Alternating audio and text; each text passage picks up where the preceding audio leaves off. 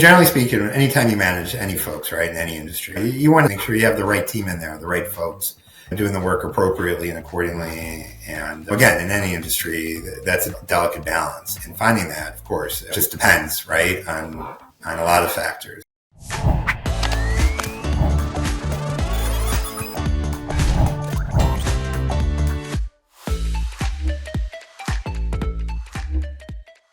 Hello and welcome to the Gross Profit Podcast. My name is James Kennedy. I am the CEO and co-founder at procurementexpress.com. We take the hassle of managing your company spend without an ERP, but we're not here to talk about that today. Instead, I've got Corey Friedman, Fractional CFO, and we're going to talk about a couple of things with Corey today. I have a particular interest in what some people call fund accounting. It's about how you manage the process of receiving grants, either from a government or a nonprofit or whatever, and then how to distribute them properly, make sure they're getting aligned.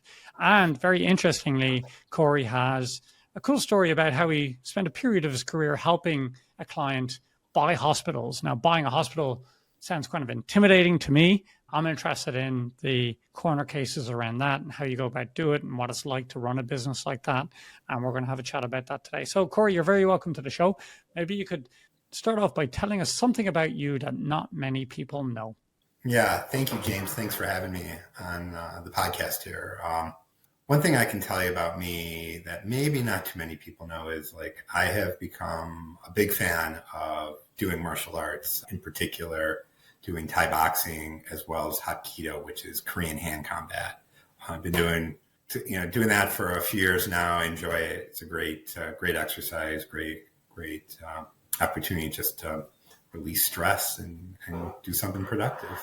Okay, great. I am also, or let's say I was a martial artist, right? And I always feel embarrassed to bring it up because when you think you do martial arts, people think that you're playing soldiers in the backyard or something. I don't know. It feels like too pro-y to bring up. But Hapkido, I've never heard of. You have to tell me a bit more. I'm sure lots of people confuse it with Aikido. I've heard of that. Right. So what's it like and why do you do it? I know why I love it. I think it's amazing. But what do you get out of it? Yeah, so Hapkido, again, is Korean hand combat. So a lot of the work that is done is literally engaging your hands, or someone, you can imagine you're walking somewhere and someone tries to attack you in some ways, right? With their hands, maybe they have a weapon. And I'm not saying this is what you should do or should not do, but, at least it gives you maybe some hope if you have to defend yourself. Again, if they're coming at you, they try to grab something in your hand, a lady maybe has her purse and someone tries to pull that, something like Hapkido might be of use to help kind of shoo away the attacker. And that's a lot of the principle behind it is many of the martial arts or all the martial arts it's a way to defend yourself if necessary. This particular one, again, it's hand combat. So, and that's kind of the notion behind it. And can you spar? Is it some of them are very, what do they call forms or, and it's just sort of, I don't want to say this, dance. Some of it's just fancy dancing, right? Sure. And some of it's actually sparring. So how physical does it get? Yeah, absolutely. It depends. You could be, or the attacker could be, flipped over, or, if you're talking sparring with a partner in Hapkido, you and that person, you could be going back and forth with your moves. I mean, obviously, anything we've seen, on TV, mixed martial arts, UFC, similar, you're trying to win, right? Or in this case, with Hapkido, you're trying to defend yourself. So someone's coming at you, you're trying to be safe or, again, defend yourself. And, this is, so there is an opportunity where you may have to go back and forth with that person. I mean, again, we aren't thinking just punches here. We're thinking, various movements and stuff and being able to grip and gain leverage in a way, no matter what your body size is against body type or body size of the person that's attacking you. So it's to try to use those points strategically to defend yourself. Again, even if the person's much bigger than you and such. And that's, some of the working notion to the martial art. I don't know about how it is, but the embarrassing secret is the idea that you're able to, no matter how big you are, you can defend yourself. It's only true to an extent. When I was absolutely. I had a black belt on the judo map, and there was this giant guy called Emmett. He came along, had a white belt.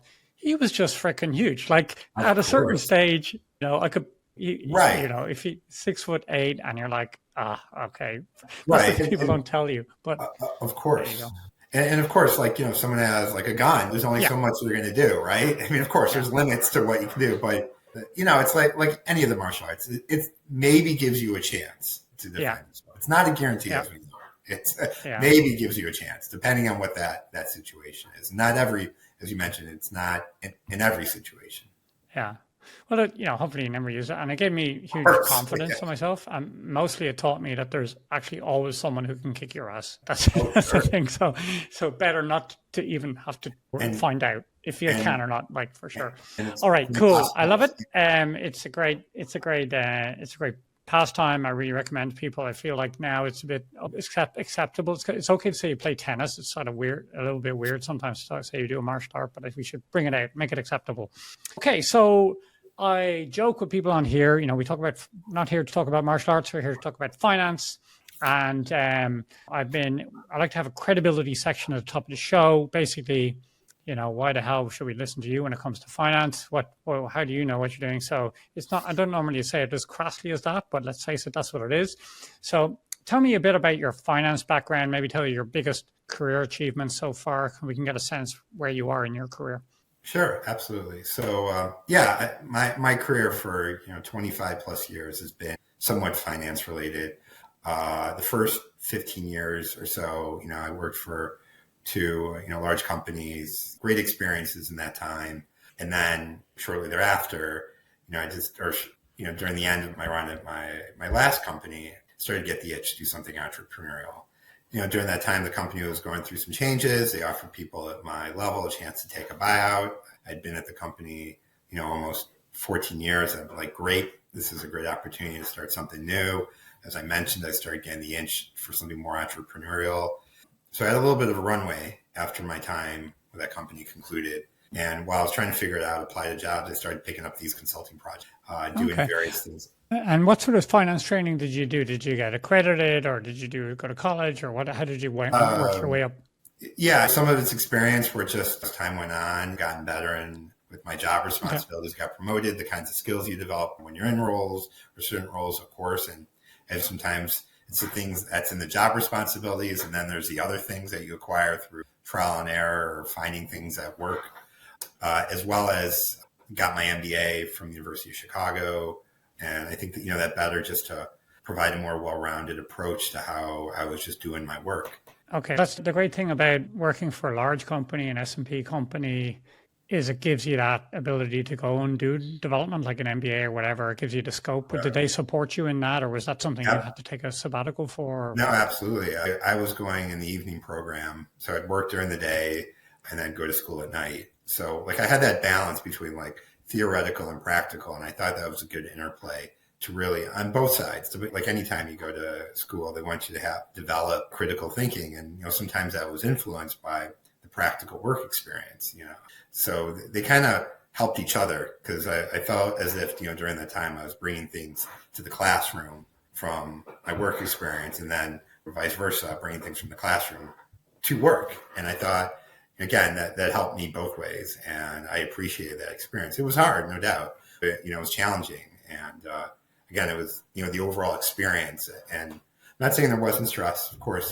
Still had to take exams and do projects and such, but the whole experience was very beneficial for my career. Just thinking about things maybe I didn't think about prior to starting my MBA in the evening. And again, that interplay of the two really was helpful as I was going through the process and afterwards.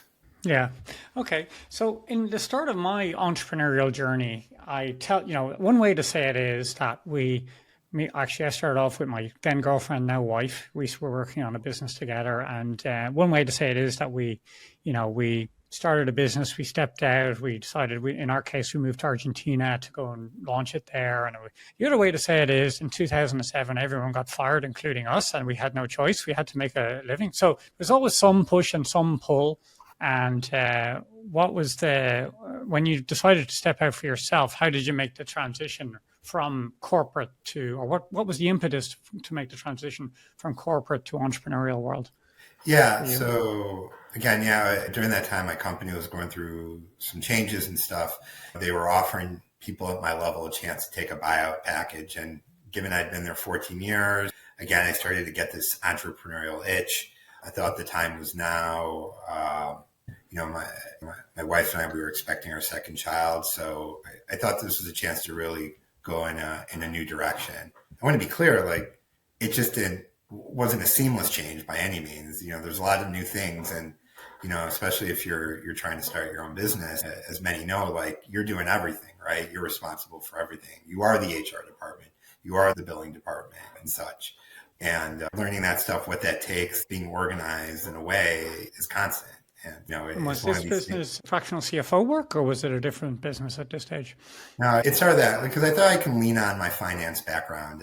I could read balance sheets and income statements pretty good, and try to, when comparing, several years of information, what's the picture that's being portrayed here? And as you know, it's like, the financial results are the downstream results of all the actions in the company. So what's the story that's being made? And then, so that went from working with clients under the umbrella of working for companies to working for clients directly. And again, the process of learning of running your own business was one track. The other thing was, what is the customer looking for? Okay, if it's to help interpret what the financial results are and craft that story and convey it appropriately to whoever the stakeholders are or interested parties, that's something that was work. I mean, that's where the analysis was in some ways, what's going on. And of course, having done that analysis, what's the next step? Does that company make changes? Do they spend more here or try a new initiative there? That's one thing, again, I really, appreciated about, like, starting this is, like, for example, like, hey, company ABC, you lost X amount of money, your revenue is down. Okay, well, what's going on here? And let's work together to try to, again, craft that story, understand the underlying meaning. What is the action that happens as a result of, what the track record is showing? And that's a part of the issues that kind of went into the work I started to offer, and as I tried to get a little more seasoned with it. And I still am, 10 years later, trying to always get better with, what's the story, what's the opportunity, what are the challenges, and how does the company go forward? So you had, so you're doing some bits of work for clients, and then one of them was doing something which kind of blows my mind. What you would do is like buying hospitals or looking to acquire hospitals. So that sounds like really advanced, let's put it. And when I think of a hospital, I think of these massive buildings and huge businesses and so on.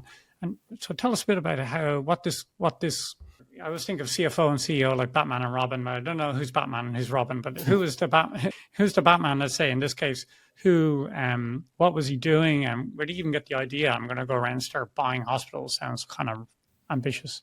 Yeah. So I consulted for a few companies that were in this distress space. And part of it is, like, as we know, no matter where you are, like, we all could or hope, have access to reasonable healthcare. Hospitals, of course, as we know traditionally, that had been like, I'm in pain, or, my family members in some kind of health trouble, I'm going to take him or her to that place, right?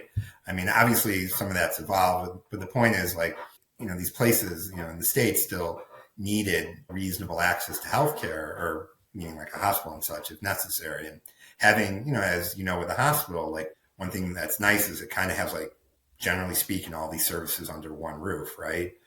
Depending on what kind of service is needed for the patient. So, in consulting with these companies, we, a lot of my work was looking at, what is the opportunity to try to acquire them. And that also led into other areas like business development and such. I would do some financial analysis on what is the opportunity. Again, if we were to acquire it today, what's been the track record in terms of looking at balance sheet, income statements, and such, and other key financial metrics that are important. And, mind you, not every opportunity, there wasn't always an opportunity everywhere we looked, no matter how much trouble the hospital may be in. And of course, like, the space is, it's very difficult and messy. There's a lot of factors that go into play when deciding to go forward or not in acquiring. Okay. So were these sort of family practices, like we might call it here, like, it's primary care, like you'd have your personal doctor, and then he bolts on a few services around that, like, I don't know, liposuction or whatever, I don't know, like whatever. Yeah. And then you're kind of trying to pull these together, like in a geographic sort of strategy, or was there a particular speciality that they focused on? It was generally like the short-term acute hospital. So again, like your traditional hospital. Sometimes it was medical offices too that were connected in some way to the hospital. So again, it all gets baked into that cake when you're evaluating, is there an opportunity here? If so, okay, what either more information is needed or what is needed to move this forward, or potentially with the hope of making an acquisition. And mind you, like acquiring didn't mean like hold it for the long term. It's, sometimes a distressed hospital is, can you keep it open long enough where you can put in the right changes such that it can operate, or no pun intended, literally in, today's climate. When we're talking reimbursement, we're talking, addressing the needs of the community, what that may be. And of course, like thinking about just all the different factors that go into keeping a hospital open. Obviously, you need your practitioners, you need the right kind of management, you got to have the right kind of capital investments to make sure that the hospital is open and thriving, and, the clinicians and practitioners are, have minimal hindrance to being able to do their jobs. So ultimately, serving or helping the patient get better. So what does it look like, this sort of business, from a financial perspective? What are the big, is it, what are the profit margins you might aim for? Is it like a benchmark, what a good, well-optimized hospital was looking for? Or were there like KPIs that you were looking for when you were Sure. seeking to acquire one that you could give you a high level, quick view on whether it's worth looking further into? So again, like looking at like the recent history, balance sheet, the financial position, what's going on. Like anything in due diligence, you want to talk to the current management or current folks that are involved in the day to day. Hey, what's the story? What are the needs, of the hospital? Because again, like so many of them are very capital intensive. Sometimes it's the building itself that needs work, or the equipment that the hospital needs to operate effectively.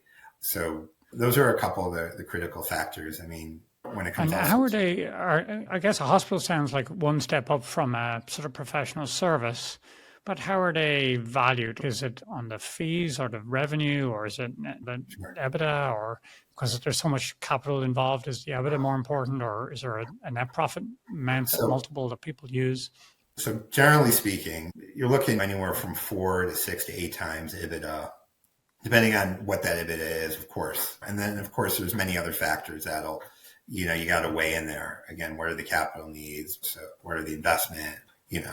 And sometimes you find that out again in just doing the due diligence, whether it's, again, talking with the current folks in the hospital, the stakeholders, and such. So, yeah, again, when I give those ratios, generally speaking, it's not necessarily that's what it is, but that's some common areas that are looked at in terms of evaluating or valuing the hospital. Okay, so 4 to 6 times, I mean, that seems like not an outsized return, if you like. And so it comes down to, I guess, how much effort, like how much expertise you really need to run one of these. Is this where your partner came in? Like, did they know how to operate this thing, or would they try and buy it with an operating team in place? No, of course, like as part of that evaluation and of whether to go forward or not is, again, what are the needs? And is it to staff up certain areas like that need help? Is it behavioral health? Is it oncology? And so usually when the companies I worked with or consulted for, again, as part of that is, okay, they kind of use resources and connections and such to see where they could staff up those areas that need it the most. Of course, like anything, if there's good doctors there and such, and they want to be part of the next step, that's very much weighed into it, because of course you want to keep the good talent there that's, doing good work and such as well. And hopefully you can build upon that by hiring the right folks that work well and complement the direction forward here. Yeah, I was wondering about the people management side of it. Like, if it's easier to buy a string of dry cleaning shops or having a bunch of doctors to deal with. Like, there's, smart, intelligent people, you really must be tricky to manage, if you want to use that word. I mean, generally speaking, anytime you manage any folks, right, in any industry, right, you want to make sure, as best as we know, tries is to make sure you have the right team in there, the right folks doing the work appropriately and accordingly. And, again, in any industry, that's a delicate balance. And finding that, of course, it just depends, right, on on a lot of factors. Sometimes it's, the location, in the example of a hospital where it's located. Okay.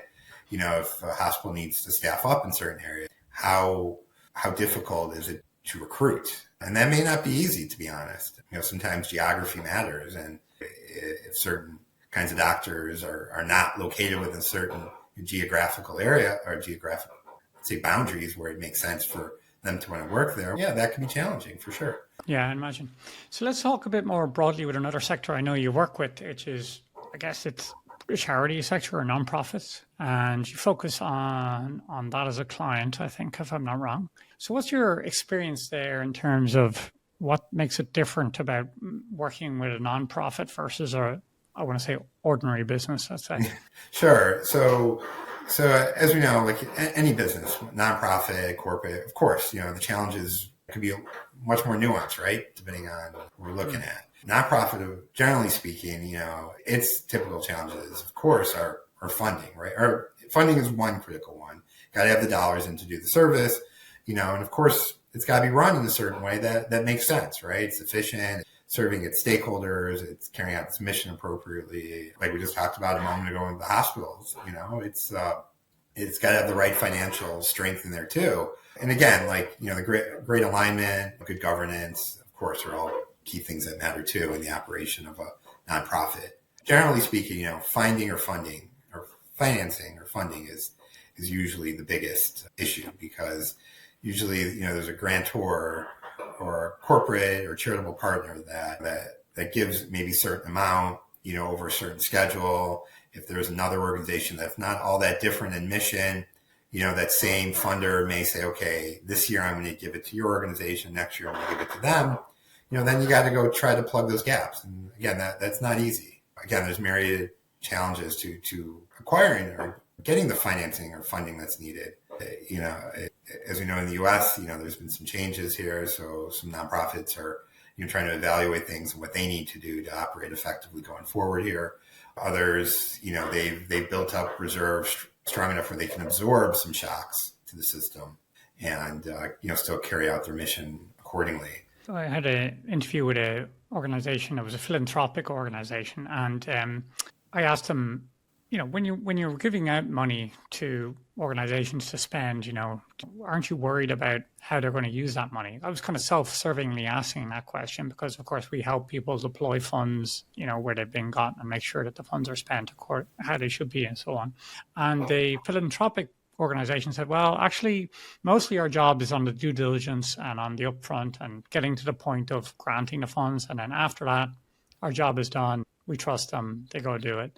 Has that been your experience, or and to that point, is that a fair assumption that these granting organizations, can they be sure that once they're given the money, they're going to be used for the purposes for which they were intended? Generally speaking, I'd say that's more or less in alignment, but some funders, there's certain sort of reporting mechanisms that are needed or compliance that are needed if they're a federal grant. Right. So that's important to definitely convey, hey, this is how we're using the money. This is how, or if it's reporting in some regular manner, it's okay. We're going to tell you how we used it. This is what it's being used for, and it's got to line up, of course, with one, why it was deployed, two, the overall mission of the organization.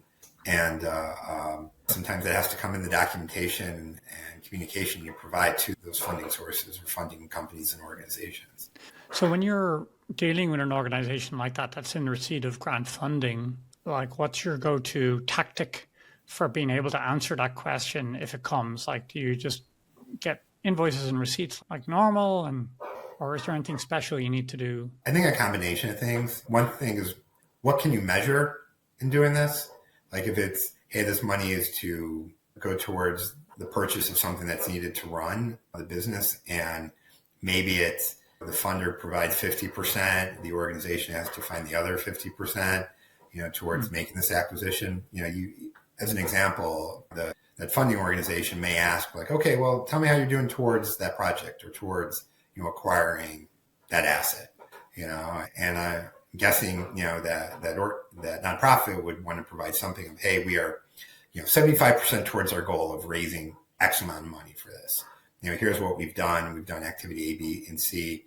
While we're still doing that, we're still able to run these programs and run those programs. And here are some statistics or some information we could show you of like how we continue to be successful, during this time or during some period of time, whether it's the last quarter, the last 12 months or something like that. So it's showing or conveying or communicating to that funding organization, okay, these people, they got their act together, they're doing what they said they're doing.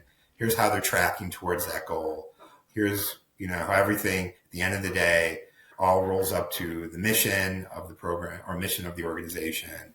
And this is why we want you funding organizations still have fidelity in why you gave us this money and how, and of course, how it's been used. So what I heard there was it's as much about your systems or your ability to answer questions as is what the actual answer is. Okay. Yeah. So you have to have a clear, at least an answer. Yeah. Because sometimes clearly and precisely. Because sometimes it's the story itself, right? Like so many things, right? There's a story behind it, right? Good, bad, or otherwise.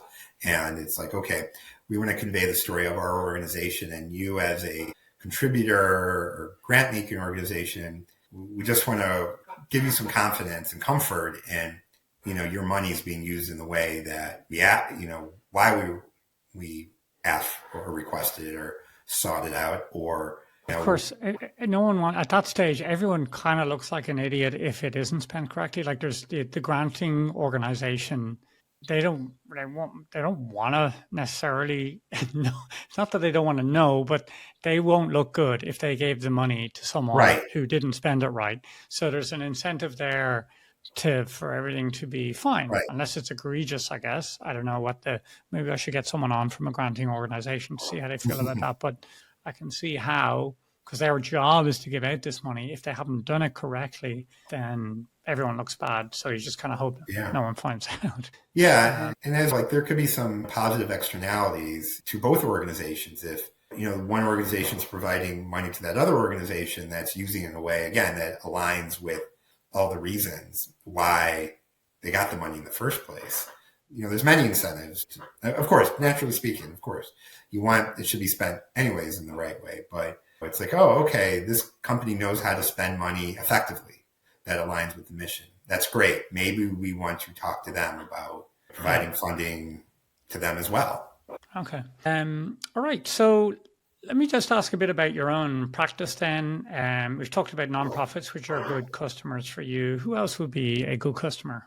Yeah. So for however it came about, the nonprofit and the healthcare route have found to be where I've seen the most work. It's not the only place, but I've worked with, other companies, some early stage, some technology, some education, some social enterprise, some other international companies as well, in doing a variety of this consulting work. So generally speaking, I'm more or less industry agnostic, but I've found myself to be working in these areas more. And again, on the nonprofit and healthcare side in particular, I try to seek those companies, generally speaking, but as it relates to finances, of course, numbers in finances are somewhat democratizing, right? Revenues $5,000, expenses is $5,000. So by my math, you haven't made $1, but you haven't lost $1 either. Very good. And cool. So how can people reach out to you if they want to get in touch? Yeah. So there's a few ways. Through my website, cffinancial-llc.com. You can also be emailed at corey@cffinancial-llc.com as well. Be found on LinkedIn and such, and be happy to connect with whomever and go from there. Great. Thanks, Corey. So I have a final question that I ask every guest, which is, do you have a business hero and why? Yeah. So I have to admit, I get into just how organizations are run, why some succeed, why some don't succeed, and all in various stages of these businesses' life. So I think I've found myself attracted more to the folks that have been really strong into management, organization, and such. Like a Peter Drucker, like a Jack Welch, like a Michael Porter too. When we're talking about how do you how does your product reach your targeted customer? So those kinds of things I've always been fascinated with. And I think they've helped me, again, in thinking about just how businesses are run. Okay, very cool. Well, there's some big names there: Peter Drucker, Jack Welch. I mean, they're the classics, if you like. What gets measured gets managed, right? That's my favorite. So thanks very much. And thank you for listening to the show this far. If you got this far, your special reward is to be able to go to procurementexpress.com/mastermind. We are doing monthly fractional CFO masterminds. How it works is you come along, we put you in a group with 3 or 4 of your peers. You get to bring a business problem you're working on. So it might be practice development, or it might be a client problem you want to work on. We had one last week, and we had a range of topics from how to grow your fractional CFO business to how to help optimize a service business for profitability. Could be anything. And if you want to come along, if you're a fractional CFO, you're very welcome to come along, and I recommend it. We do it the last Wednesday of every month. Thank you. And yeah, this has been great. Thanks, Corey. Thanks for being on the show. Thank you, James. We appreciated your time today.